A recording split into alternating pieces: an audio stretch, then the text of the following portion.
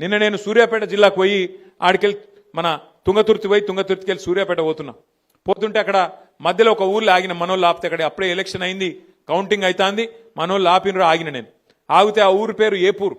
ఆ ఏపూరు అనే గ్రామం నిజంగా ఎంత గొప్పగా అనిపించిందంటే నాకు, మంచిగా ఆడ చెక్ డ్యామ్ కట్టిరు.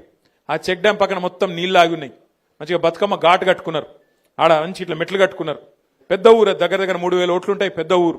ఆ ఊళ్ళే మొత్తం ఒక వైకుంఠ ధామం కట్టిరు, ఒక పెద్ద శివుని విగ్రహము, వైకుంఠ ధామము, మంచి కాంపౌండ్ వాళ్ళు, బ్రహ్మాండంగా ఉత్తమ గ్రామ పంచాయతీగా వాళ్లకు దేశంలోనే అవార్డు వచ్చింది.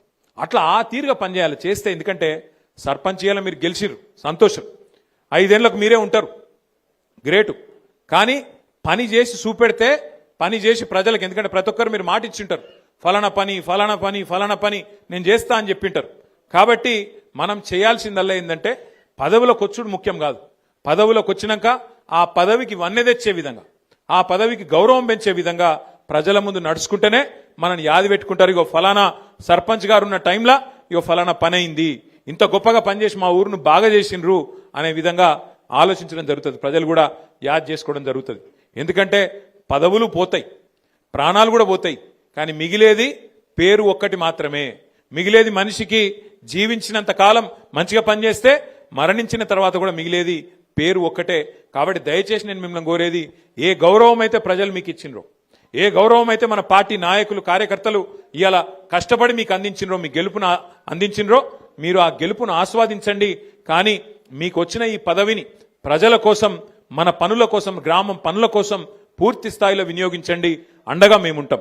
మన ఎమ్మెల్సీలు ఉన్నారు, ఎమ్మెల్యేల సంబంధించి మరి కొంతమంది ఎంపీలు ఉన్నారు, 4 రాజ్యసభ ఎంపీలు, అక్కడనో ఇక్కడనో కొంత నిధులు కూడా అందించే ప్రయత్నం తప్పకుండా చేస్తాం, భయపడవలసిన అవసరం లేదు. అట్లాగే మీకు ఫైనాన్స్ కమిషన్ ద్వారా వచ్చే డబ్బులు రొటీన్గా రాజ్యాంగబద్ధంగా వచ్చేటి ఎట్లాగూ వస్తాయి. ఇయ్యకపోతే అసెంబ్లీలో, శాసన మండలిలో, పార్లమెంట్లో వాళ్లను తప్పకుండా నిలదీసి ఆ డబ్బులు ఇప్పించే బాధ్యత కూడా మేము తీసుకుంటామనే మాట కూడా నేను మీకు విజ్ఞప్తి చేస్తున్నా. మీ మీద ఎవరు ఏమీ చేయలేరు, ఎవరు బెదిరించినా, ఎవరు ఎన్ని రకాల ప్రలోభాలు పెట్టినా వాటికి లొంగకుండా మీరు ఆల్రెడీ గెలిచి వచ్చినారు. చాలా చాలా సంతోషం. నేను మిమ్మల్ని కోరేది ఒకటే, అరే మన పని అయిపోయింది, మరిగా మనం పక్క కూర్చుంటామంటే నడవదు. ఇంకొక మన జిల్లాలోనే ఇంకొక 4-5 మండలాలు ఎలక్షన్ ఉంది, అక్కడ కూడా మీరు దిగాలి. మీ చుట్టాలో, దోస్తులో, వాళ్ళలో వీళ్ళు ఉంటే మన పార్టీ నాయకులు గెలిచేటట్టు. ఎందుకంటే ఒక్కొక్కరు ఎలక్షన్లు ఎంత కష్టపడ్డారో మీకు తెలుసు, మీ ఎలక్షన్లు ఎంత తనలాడిరో మీకు తెలుసు. కాబట్టి అక్కడ మనోళ్ళు కూడా కొట్లాడుతున్నారు 17 తారీఖు రోజు, వాళ్ళు కూడా గెలిచేటట్టు మీరు కూడా మరి వేడి నీళ్ళకు సన్నీళ్ళు సాయం అన్నట్టు కొంత సాయం చేయండి. అవసరమైతే ఒక రోజు ఒక పూట అడిదికి పోయిరాన్రి, అక్కడ కూడా మీకు తెలిసిన వాళ్ళు, దోస్తులో, చుట్టాలో, క్లాస్మేట్సో ఎవరన్నా ఉంటే ఒక అడుగు పక్కకు పోయి అక్కడ కూడా చెప్పి రావాలి, మనోళ్ళు గెలిచేటట్టు చూసుకోవాలి. ఎందుకంటే పెద్దలు ఒకటే చెప్తారు, ఎక్కడ పోగొట్టుకున్న దాన్ని మళ్ళీ అక్కడనే దేవులాడుకోవాలి. మనకు అధికారం పోయిందని బాధ లేదు, అధికారం పోయిందన్న బాధ ఏం లేదు. సరే, వేములవాడలో మీకు తెలుసు, పాపం 4 సార్లు ఓడిపోయింది ఆయన అని చెప్పి ఆయన ఏడుచుకుంటా తిరిగితే ఏదో 4 ఓట్లు వేసిరు.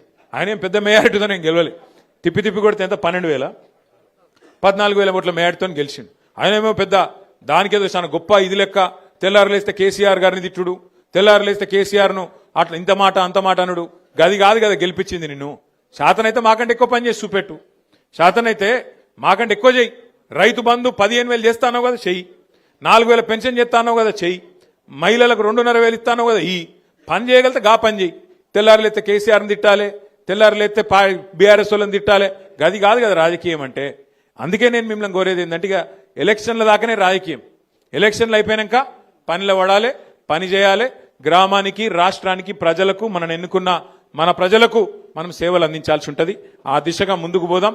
మీ అందరికి కూడా 84 మంది సర్పంచులు, అదేవిధంగా గౌరవ ఉప సర్పంచులు, వార్డు సభ్యులు ఎవరెవరైతే గెలిచి వచ్చిండ్రో, వాళ్ళని ఎవరెవరైతే గెలిపించిండ్రో వాళ్ళందరికీ శుభాకాంక్షలు తెలియజేస్తూ, నేను దయచేసి మిమ్మల్ని కోరేది, ఆగమాగం చేయకూరి ముందు సర్పంచులకు సన్మానం చేద్దాం. ఎందుకంటే వాళ్ళందరూ కష్టపడి గెలిచి వచ్చిండ్రు, 84 మంది ఇక్కడ ఉన్నారు.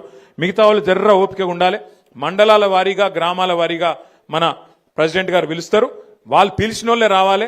డిసిప్లిన్గా దయచేసి సహకరించాలని కోరుతూ, మళ్ళొక్కసారి మీ అందరికీ గట్టిగా చప్పట్లతో అభినందనలు చెప్పాలని చెప్పి కోరుతూ, జై తెలంగాణ.